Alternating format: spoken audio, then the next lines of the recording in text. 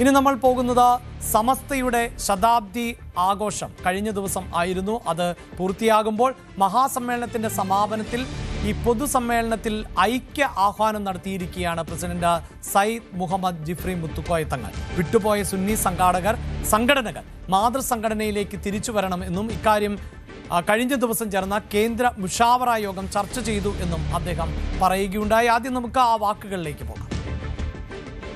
സമസ്ത കേരള ജമിയത്തുൽ ഉലമയിൽ നിന്ന് താൽക്കാലികമായി വിട്ടുനിൽക്കുകയോ അല്ലെങ്കിൽ വിട്ടുനിർത്തപ്പെടുകയോ ചെയ്തതായ വ്യക്തികളോ അല്ലെങ്കിൽ സംവിധാനങ്ങളൊക്കെ ഉണ്ടെങ്കിൽ അവരൊക്കെ അതിന് ആവശ്യമായ നിലക്ക് സംഘടനയുമായും കൊണ്ട് ബന്ധപ്പെട്ട് ആ പ്രശ്നങ്ങൾ തീർക്കാൻ വേണ്ടിയിട്ട് മുന്നോട്ട് വരണം എന്നുള്ളതാണ് പറയാനുള്ളത്.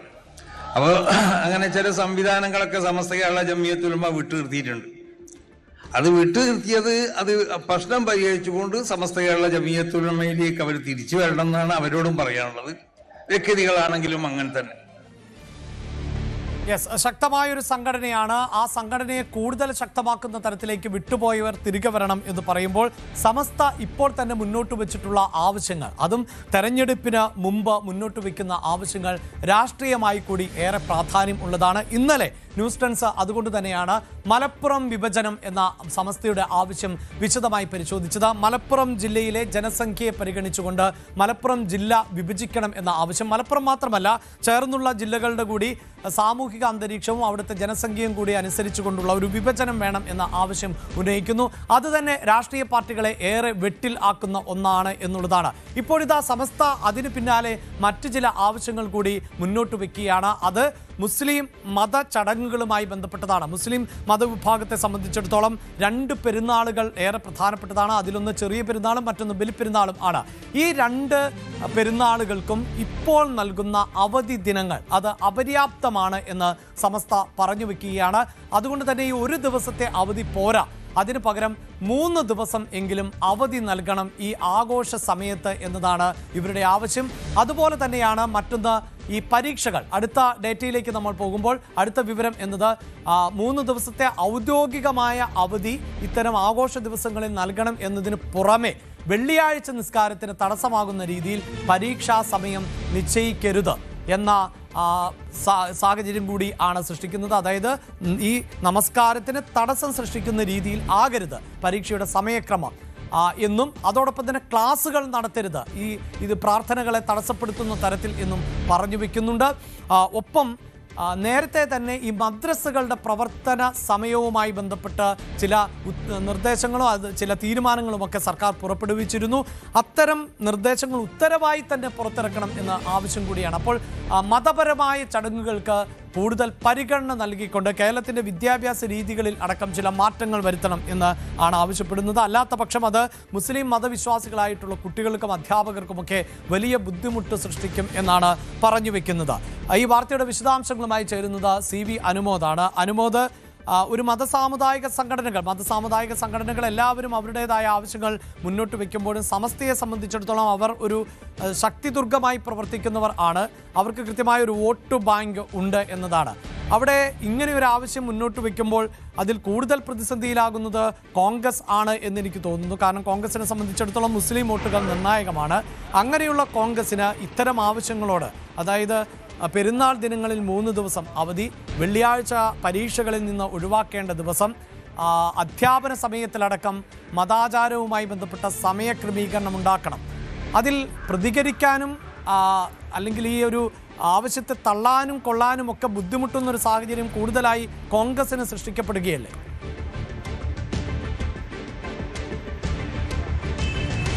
അഭിലാഷ്, ഇവിടെ ഏറ്റവും പ്രധാനപ്പെട്ടത് മതപഠനമാണ്, അല്ലെങ്കിൽ മതവുമായി ബന്ധപ്പെട്ട അനുഷ്ഠാനങ്ങളും അതിൻ്റെ ആചാരങ്ങളുമാണ് എന്ന ഒരു സന്ദേശം പരോക്ഷമായി നൽകുന്ന ഒരു ആവശ്യമാണ് സമസ്തയുടെ ഭാഗത്ത് ഉണ്ടായിരിക്കുന്നത്. സമസ്ത അത് തന്നെയാണ് ചെയ്യേണ്ടത്. കാരണം സമസ്ത അടിസ്ഥാനപരമായിട്ട് വിശ്വാസ സംരക്ഷണത്തിനും അത്തരം കാര്യങ്ങൾക്കും വേണ്ടിയാണ് പ്രവർത്തിക്കുന്നത് എന്നിരിക്കെ അവർ അവരുടെ ന്യായമായിട്ടുള്ള ഒരാവശ്യം തന്നെ ഇത് ഉന്നയിക്കുന്നു. പക്ഷേ പൊതുസമൂഹത്തിന് മുൻപിലേക്ക് ഇത് വരുമ്പോൾ സ്വാഭാവികമായിട്ടും അവിടെ ചോദ്യങ്ങൾ പലതാണ് ഉയരുന്നത്. ഈ ഒരു സമൂഹത്തിൽ ആത്യന്തികമായിട്ട് അടിസ്ഥാനപരമായിട്ട് വിദ്യാഭ്യാസത്തിനാണോ മതത്തിനാണോ പ്രാധാന്യം കൊടുക്കേണ്ടതെന്ന ഏറ്റവും പ്രധാനപ്പെട്ട ഒരു ചോദ്യം ഉയർന്നു വരും. ഈ ഒരു തെരഞ്ഞെടുപ്പിൻ്റെ സമയത്ത് ഇത്തരത്തിലുള്ള ആവശ്യം മുന്നോട്ട് വയ്ക്കുന്നത് ഇവിടെ യഥാർത്ഥത്തിൽ പ്രതിസന്ധി ഉണ്ടാക്കുന്നത് രാഷ്ട്രീയ പാർട്ടികൾക്ക് തന്നെയാണ്. വലിയ ഒരു വോട്ട് ബാങ്കിൻ്റെ പിന്തുണയുണ്ടെന്ന് അവകാശപ്പെടുന്ന സാമുദായിക സംഘടന അവരുടെ പ്രധാനപ്പെട്ട ഒരാവശ്യമായിട്ട് ഇത് മുന്നോട്ട് വയ്ക്കുമ്പോൾ അതിനെ തള്ളിപ്പറഞ്ഞുകൊണ്ട് ഒരു നിലപാട് സ്വീകരിക്കുക എന്നുള്ളത് രാഷ്ട്രീയ പാർട്ടികൾക്ക്, പ്രത്യേകിച്ച് UDF-ന് അത് വലിയ ബുദ്ധിമുട്ടുണ്ടാക്കും. മറുവശത്ത് അത് അംഗീകരിച്ചു കഴിഞ്ഞാൽ പല വിട്ടുവീഴ്ചകളും ചെയ്തുകൊണ്ട് ഇവർക്ക് കീഴ്പ്പെടുന്നു എന്നൊരു സന്ദേശം അത് പോവുകയും അത് മറ്റൊരു തരത്തിലുള്ള വർഗീയ ധ്രുവീകരണത്തിന് കാരണമാകുന്ന സാഹചര്യം തീർക്കുകയും ചെയ്യും. യഥാർത്ഥത്തിൽ ഇവിടെ UDF നേരത്തെ അഭിലാഷ് സൂചിപ്പിച്ചതുപോലെ തന്നെ കോൺഗ്രസ് ആണ് ഇവിടെ യഥാർത്ഥത്തിൽ ഇനി വെട്ടിലാകാൻ പോകുന്നത്.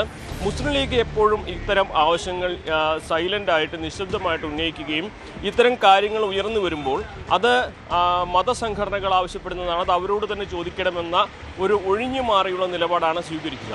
സ്വാഭാവികമായിട്ടും ഇത് UDF-ന് നേതൃത്വം നൽകുന്ന കോൺഗ്രസ് ഇതിന് മറുപടി പറയേണ്ട ഘട്ടം വരുമ്പോൾ കോൺഗ്രസിന് ഇതിനെ അംഗീകരിക്കാനോ തള്ളിക്കളയാനോ കഴിയാത്ത ഒരു സാഹചര്യം വരും.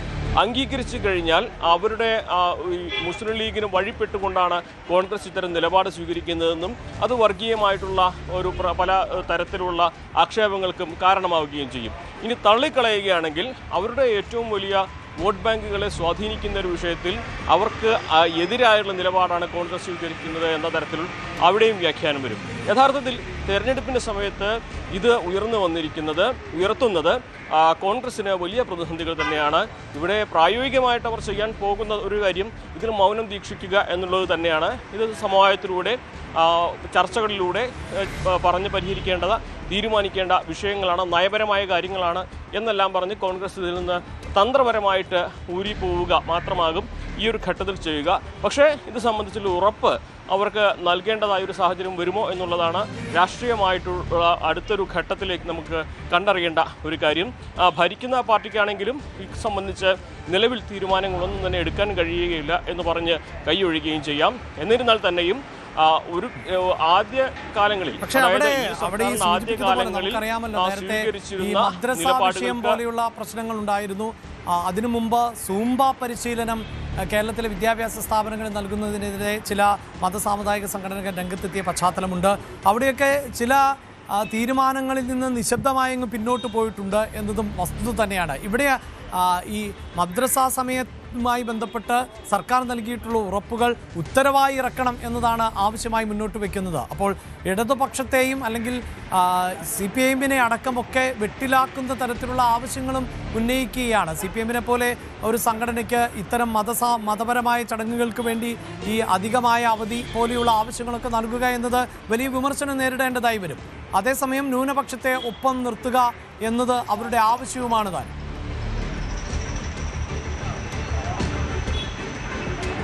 തീർച്ചയായും ഇടതുപക്ഷ സർക്കാരിനെ സംബന്ധിച്ചും അവസാന ഘട്ടത്തിൽ ഉണ്ടായിരിക്കുന്ന ഈ ഒരു ആവശ്യങ്ങൾ വലിയ വെല്ലുവിളി തന്നെയാണ് തീർക്കുന്നത്. ഇത് സമവായത്തിലേക്ക് എത്തിക്കാൻ ശ്രമിക്കാമെന്ന് അവർക്ക് പറയുകയും സ്വാഭാവികമായിട്ടും തെരഞ്ഞെടുപ്പിലേക്ക് വരുമ്പോൾ ഈ വിഷയം നമുക്ക് തെരഞ്ഞെടുപ്പിന് ശേഷം ചർച്ച ചെയ്യാമെന്ന് പറയും മാറ്റിവെക്കുകയും ചെയ്യും. പക്ഷേ ഇവിടെ ഈ തരത്തിലുള്ള ആവശ്യങ്ങൾ അംഗീകരിച്ചുകൊണ്ടുള്ളൊരു നിലപാട് ഇടതുപക്ഷം സ്വീകരിച്ചു കഴിഞ്ഞാൽ ഇവിടെ സ്വാഭാവികമായിട്ടും അത് സംഘപരിവാർ സംഘടനകളും അല്ലെങ്കിൽ ഹൈന്ദവ സംഘടനകളും ഒക്കെ അല്ലെങ്കിൽ വലതുപക്ഷ ഈ BJP-യും സമാന രീതിയിൽ ചിന്തിക്കുന്ന സംഘടനകളും ഇത് ഇടതുപക്ഷത്തിനെതിരെ ആക്രമണത്തിന് ഉപയോഗിക്കുമെന്ന കാര്യത്തിൽ സംശയമില്ല. കാരണം അവർ ഇപ്പോൾ സമസ്ത മുന്നോട്ട് വച്ചിരിക്കുന്നത് ഇസ്ലാമിക വിശ്വാസപ്രകാരം പ്രധാനപ്പെട്ട കാര്യങ്ങളാണ്.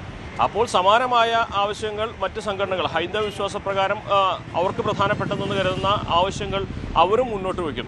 അങ്ങനെ ഈ ഒരു വിദ്യാഭ്യാസ മേഖല ഈ ഒരു വിശ്വാസപരമായിട്ടുള്ള കാര്യങ്ങളിൽ കെട്ടുപിണഞ്ഞ് കിടക്കുന്ന സാഹചര്യത്തിലേക്കായിരിക്കും എത്തുക.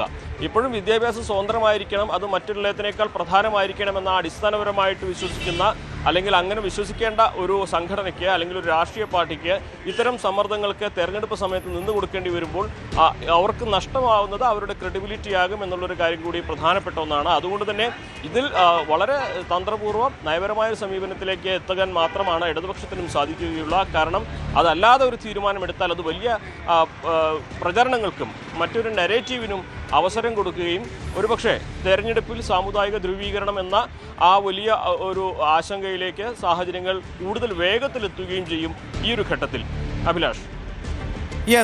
വളരെ പ്രധാനപ്പെട്ട ഒന്ന് എന്നത് ഇത്തരം സാഹചര്യത്തിൽ, പ്രത്യേകിച്ച് തെരഞ്ഞെടുപ്പ് മുന്നിൽ നിൽക്കുന്ന സാഹചര്യത്തിൽ മതസാമുദായിക സംഘടനകളുടെ ഭാഗത്തു നിന്നുണ്ടാകുന്ന സമ്മർദ്ദം, ആ സമ്മർദ്ദത്തെ എങ്ങനെയാണ് നേരിടുക എന്നത് തന്നെ രാഷ്ട്രീയ പാർട്ടികളെ സംബന്ധിച്ചിടത്തോളം വലിയ വെല്ലുവിളിയാണ്. അവർക്ക് വോട്ട് ബാങ്കുകൾ നഷ്ടപ്പെടുത്താൻ സാധിക്കില്ല. അതേസമയം ഏതെങ്കിലും ഒരു വിഭാഗത്തെ കൂടുതൽ തൃപ്തിപ്പെടുത്തുകയോ പ്രീതിപ്പെടുത്തുകയോ ചെയ്താൽ മറുവിഭാഗത്ത് നിന്നുള്ള വോട്ടുകൾ ചോരുമോ നഷ്ടമാകുമോ എന്ന ആശങ്ക. അതിനിടയിലാണ് ഇപ്പോൾ സമസ്ത നിരവധിയായ ആവശ്യങ്ങൾ, മലപ്പുറം ജില്ലയുടെ വിഭജനം പോലെയുള്ള ആവശ്യം, പെരുന്നാൾ ദിനങ്ങളിൽ കൂടുതൽ അവധി ദിനങ്ങൾ വേണമെന്ന ആവശ്യം, വെള്ളിയാഴ്ച ദിവസം പരീക്ഷാ ക്രമങ്ങൾ നടത്തരുത്, പ്രാർത്ഥനയെ തടസ്സപ്പെടുത്തുന്ന തരത്തിൽ എന്ന ആവശ്യം. ഇതിനോടൊക്കെ മുഖ്യധാര രാഷ്ട്രീയ പാർട്ടികൾ, അതിൽ BJPക്ക് ഈ വിഷയത്തിൽ കൃത്യമായ നിലപാടുണ്ട്. BJP ഈ ആവശ്യങ്ങളെല്ലാം തള്ളിക്കളയുകയാണ്.